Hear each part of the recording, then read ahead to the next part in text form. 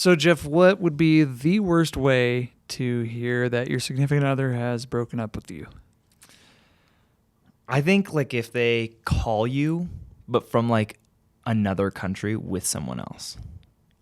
Like if they're like, they call you to be like, oh, by the way, Wow, we're not together that anymore. was really specific. Yeah. That hasn't happened to you, has it? No, I don't. No, it hasn't. Okay. But wouldn't that be awful? That would be rough. Be terrible. Yeah. What do you think? Maybe this doesn't count, but I feel like if they don't say anything and they just ghost you and just kind of vanish from your life, that would be the worst. That hasn't happened to me either, but So we're just making. At least we're making stuff Yeah. up. We don't have to come up with real answers of things that have happened to us, and Right. this is the worst way. no. So, but we are talking about the idea of how to deal with a breakup today, right? That's what we're talking about today on Deepish Thoughts.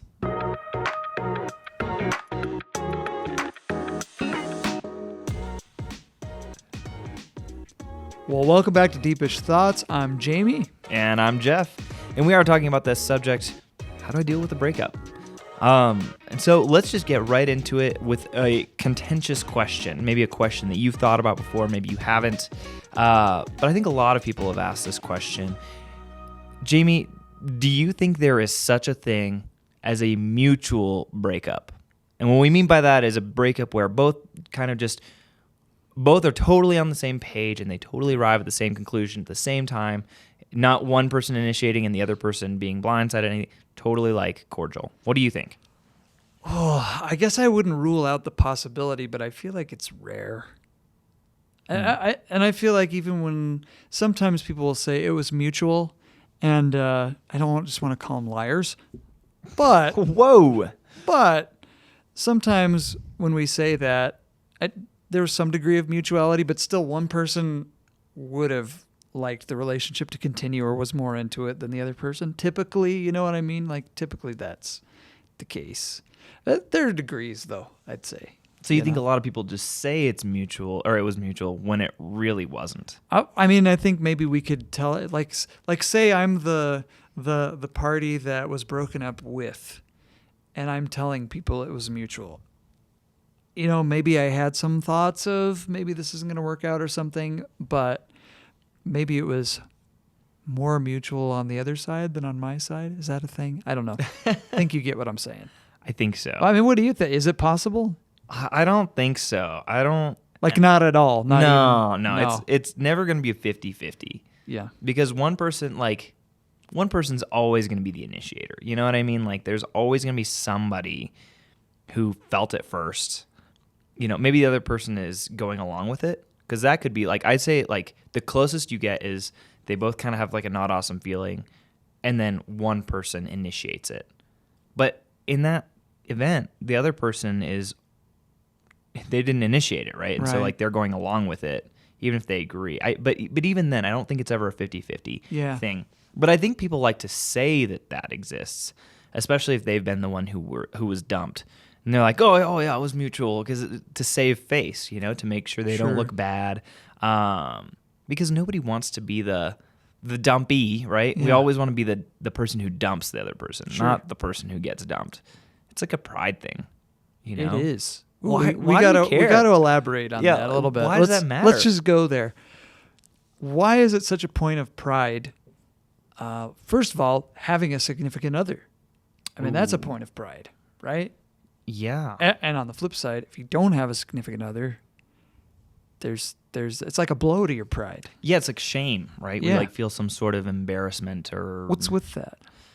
I think it's just that it validates our existence in some way. Like, oh, somebody has selected me and therefore I must have some meaning in this life, you know? Like I'm, you know, in a way it's like I have some value that somebody else recognizes, and that validates that I actually do have some value, right? Like if I say, you know, if I think I have value, that doesn't really mean much unless somebody else validates it. I think is the way people think about it a lot. Yeah. Even if they don't think about it that deeply. I think that's the deeper psychological process. Sort of the subconscious feeling that we have. We feel affirmed.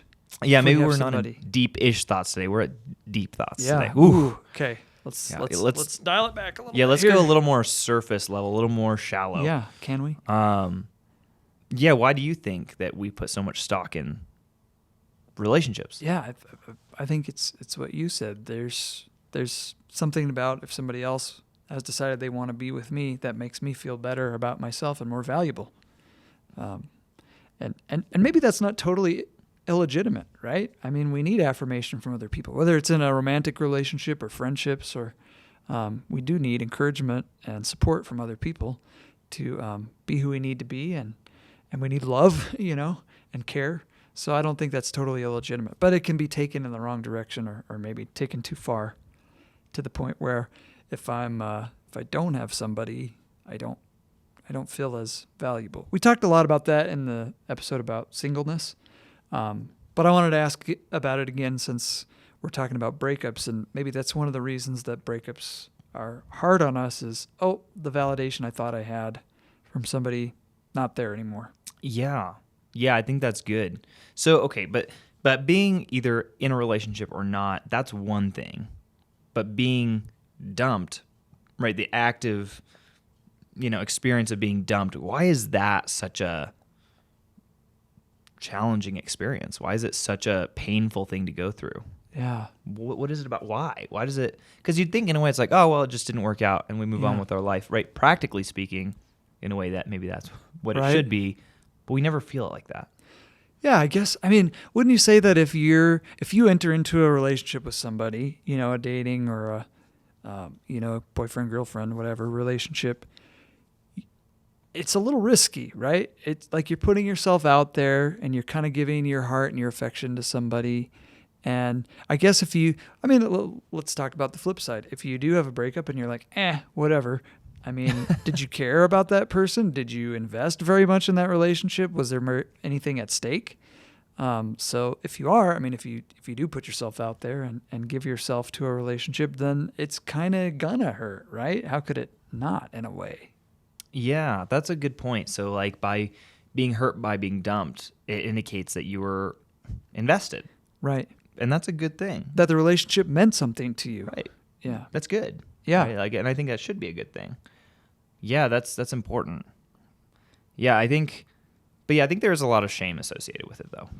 We just feel like, and maybe it's just because it's a status change, right? Like thinking actually very literally in that case, like, say you go on Facebook and like, I don't know, maybe this makes us sound old, but like, did you ever change your relationship status on Facebook I when don't you were know dating? if I did, but I knew of a lot of people who did. Yeah. And for a while there was the it's complicated category. Yeah. Yeah, it's complicated, or you open up Facebook and you see somebody's like, or Instagram or any social media, and you see like, ooh, that person used to have like a profile picture with their significant other, and now there's not, and you're like, well, what kind of drama is there? Like I got to know what happened, and it can kind of just look bad, right? To be broken up with, or just to break up with somebody in general, because you usually assume there's some drama, right? They're fighting or they're arguing, or but it is painful. It's painful hard to be broken up with. Have you been dumped before? I have. Do you care to share? Sure. About that? Yeah. Ask me about it. What All do you right. want to Tell know? me, what did you do wrong? No, I'm just kidding. I'm just kidding. No, I will answer that one Okay, because here I we think go. it's important. Okay. So, boy, there's a lot I could say about what I did wrong in my life and in relationships. I think in this case, the one time that I was broken up with, I think it goes back to what we were saying before. I think I got too much of my identity and my fulfillment and my sense of who I was and my value out of that relationship. And that made it hard. And again, that's not totally illegitimate to feel those things or to get affirmation from somebody else in a relationship. We're both married. Our wives hopefully have a lot to do with our sense of well-being, right? In our lives. That's good, and hopefully we do for them. But just a little too much of that, and getting my identity out of that relationship, so that made it harder than it needed to be, I think. Yeah, that's hard. We put a lot of stock in our relationships, right? Like we take a lot of who we are from those things. What about you? Have you been on the receiving end of a breakup? The first girlfriend I ever had dumped me, and that sucked. Yeah. Because I was surprised, right? It was not something I expected, and so that makes it all the more difficult. when Yeah. you just kind of out of nowhere, you're like, oh, I am now single and it wasn't my choice. Right. And now my life is kind of like, because when you're in a relationship, you make plans, right? You kind of, even if they're totally like imaginary, you're like, oh, well, my life may look this way and this, this may end up happening. And what if, you kind of start to create this kind of imaginary plan of what your life is going to look like. Sure. If you're into the relationship, Right. then you picture yourself with that person Right. down the road. And then Yeah. they dump you and it just, totally everything crumbles, right? But I did the same thing that you did. I put a lot of stock in the relationship and I think it was way too much because my identity was in it too. Yeah. And then when it fell apart, I fell apart, which is really bad.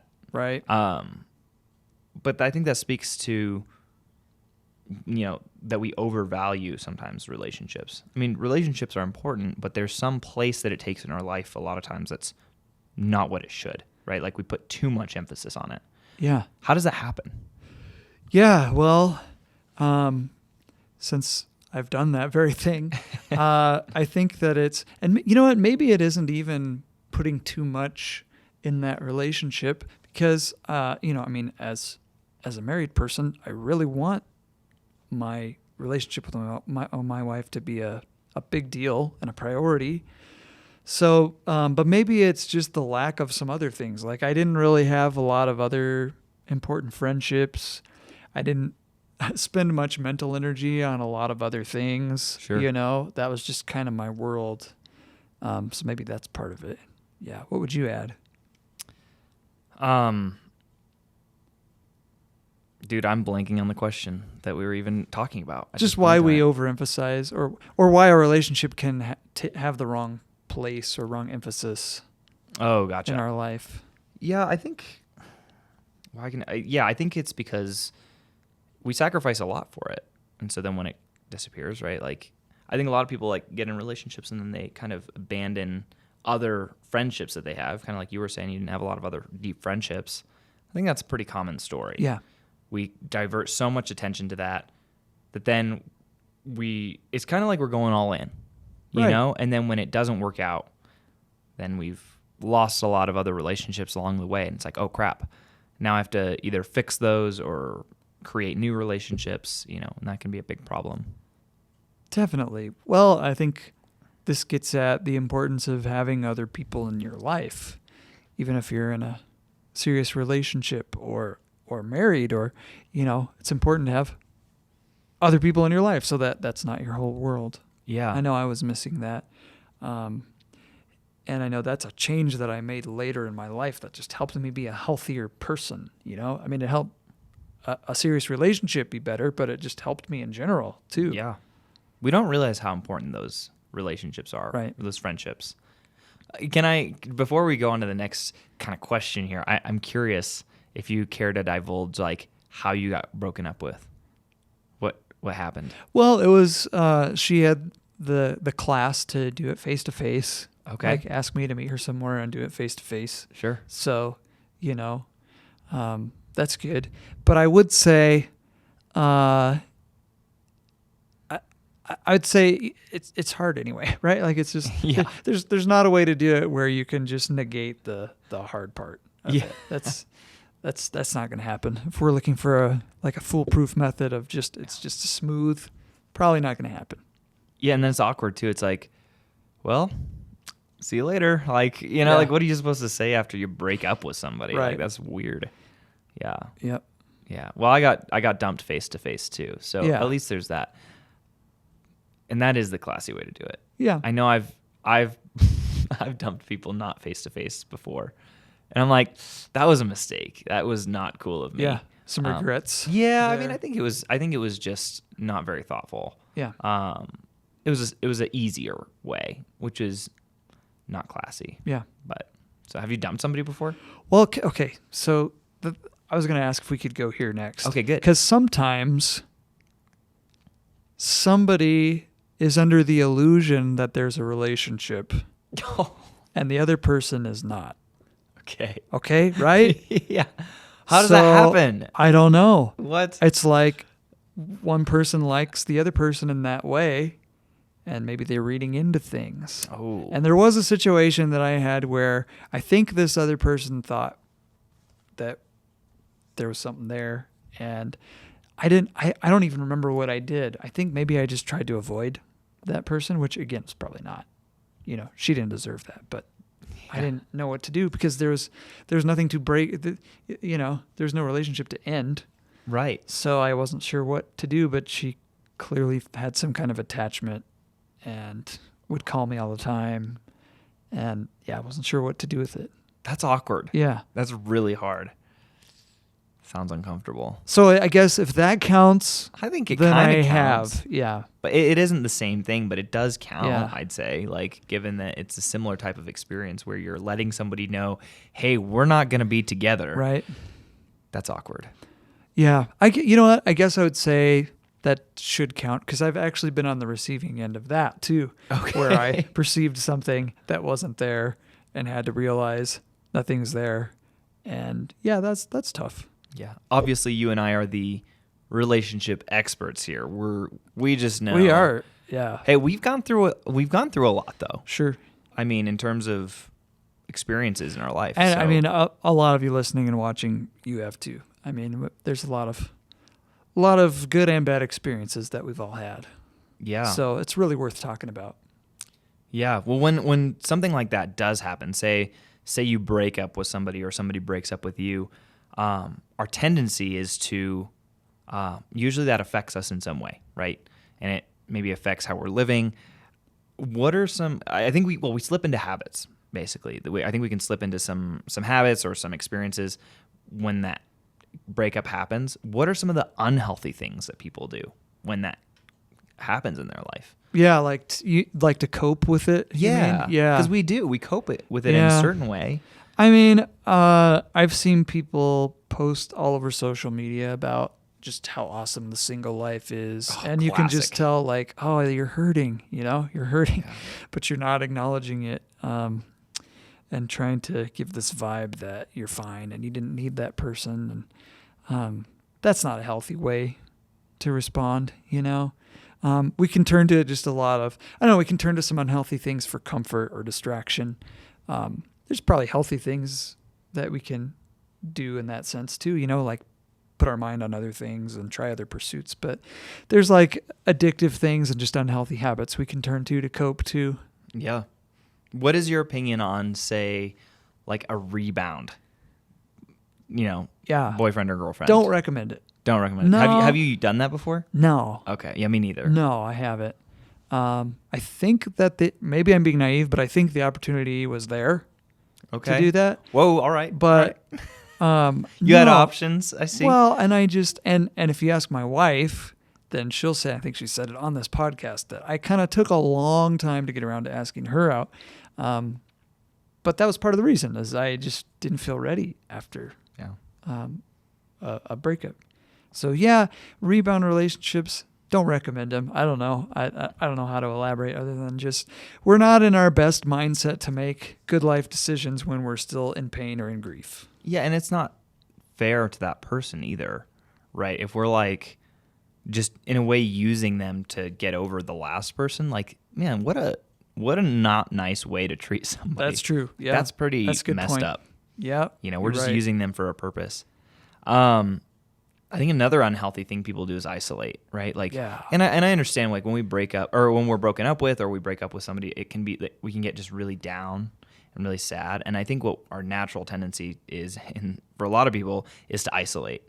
Well, I think actually it can be either one. It can either isolate or the opposite, where you're with people all the time. And I think both extremes can be unhealthy, right? Yeah. Because if you're with people all the time, then you can never really process through what you've experienced. Yeah. And if you're by yourself all the time, maybe you're only thinking about that, right. Or you're totally inundating yourself with like an unhealthy thing, like, oh, somebody broke up with me, so I'm going to go play video games for 4 days straight. And then you come out and, like, you haven't showered in 4 days and you smell like trash and you're like... Again, this is really specific, Jeff. This is specific. I haven't experienced that. Okay, I have not. Right. I truly Just haven't. But I imagine these things to be the case, Yeah. And I think, like, that's what... Like, I've also seen people do that kind of thing, We do that when we either go really high or really low, and we do everything extremes when we have a hard experience. Yeah. That's our natural tendency. So what are the healthy ways? How do we work through it? I like what you said about those two extremes, because then a healthy response would be somewhere in the middle there, right? Like where we're reflecting and allowing ourselves to feel the pain and think through it and process it, but also being with other people, other meaningful relationships. It can be healthy to. I feel like if it was especially if it was a meaningful relationship to you, and then a breakup happened, you have to vent, right? You have to vent to you can't somebody. just bottle it in. No. So, and again, there's another balance. You don't want to just like unleash on somebody, but we got to express how we're feeling and how we're hurting. And so finding the right people, the safe people, the right situations to do that, I feel like could be healthy. Yeah. That's really good.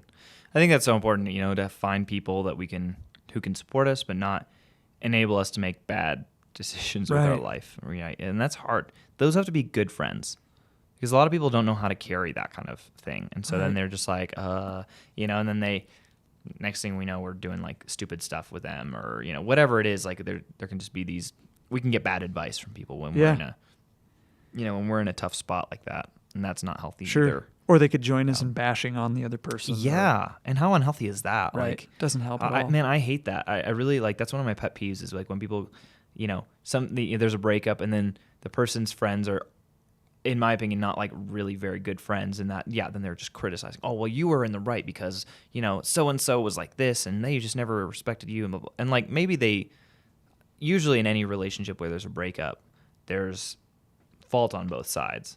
And so those friends who are just like only criticizing the other person and is telling the friend like, oh no, you were totally right. I think that's so damaging. Sure. Because it's such a lie. And we want to hear that lie, and we want to accept that as truth, when it's just not true. Right. Yeah. It's like right. There's always fault on both sides. And that's why we need to reflect. Like, okay, well, what was it that I did in that relationship that was a problem? What did I do that was dysfunctional? Was I too clingy? Was I too aloof?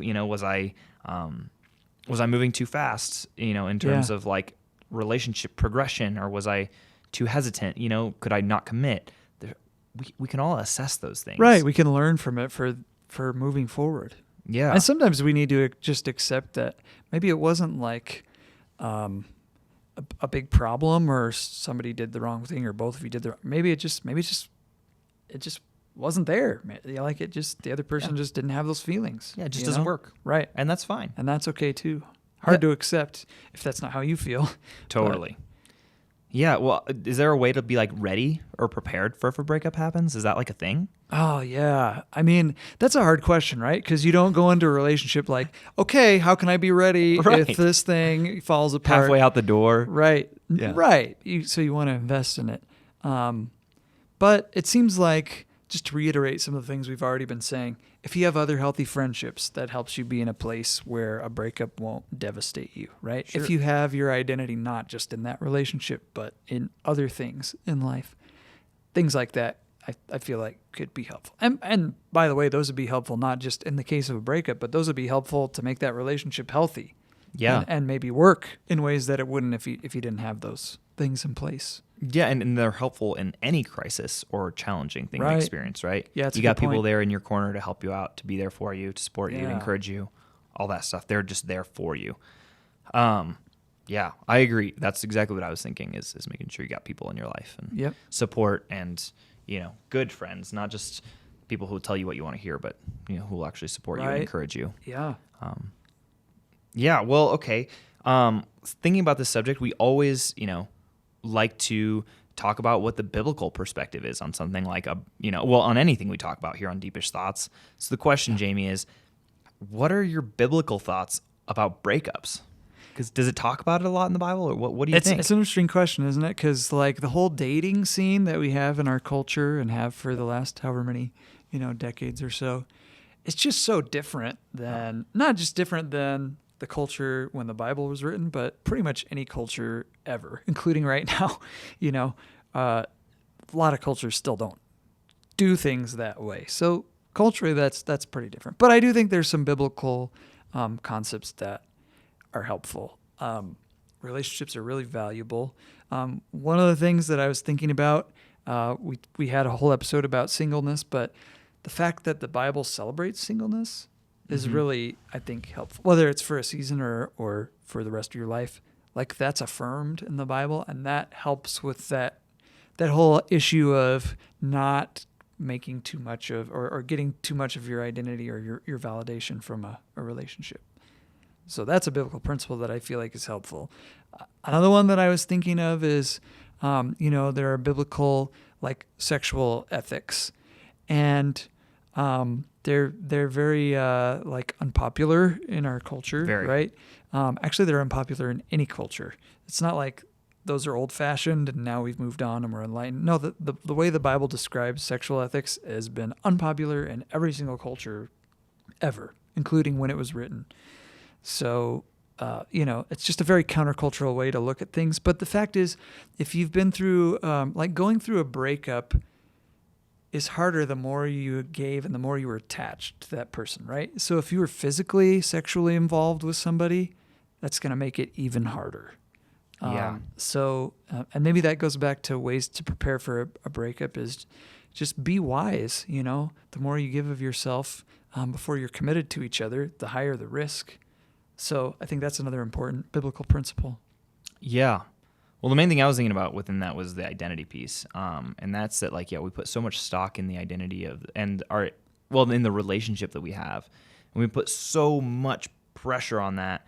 And like, we just kind of bank everything on it when, like, as Christians, our hope and our identity are not supposed to be in our circumstances, including a relationship or even like a spouse. Even if our spouse is incredible, our identity and our purpose should never be in those things. And our hope is supposed to be in Jesus, right? And then, if our hope is in Jesus and he's the one who we're following, then everything else is an extra, on top of that. But our identity shouldn't be shaken in theory, right? And I don't mean that in a condemning way, but in a just kind of a just wisdom way. Like, even as a married man, my identity shouldn't be in my relationship with my wife. Right. Not because I expect anything to change about that, but because like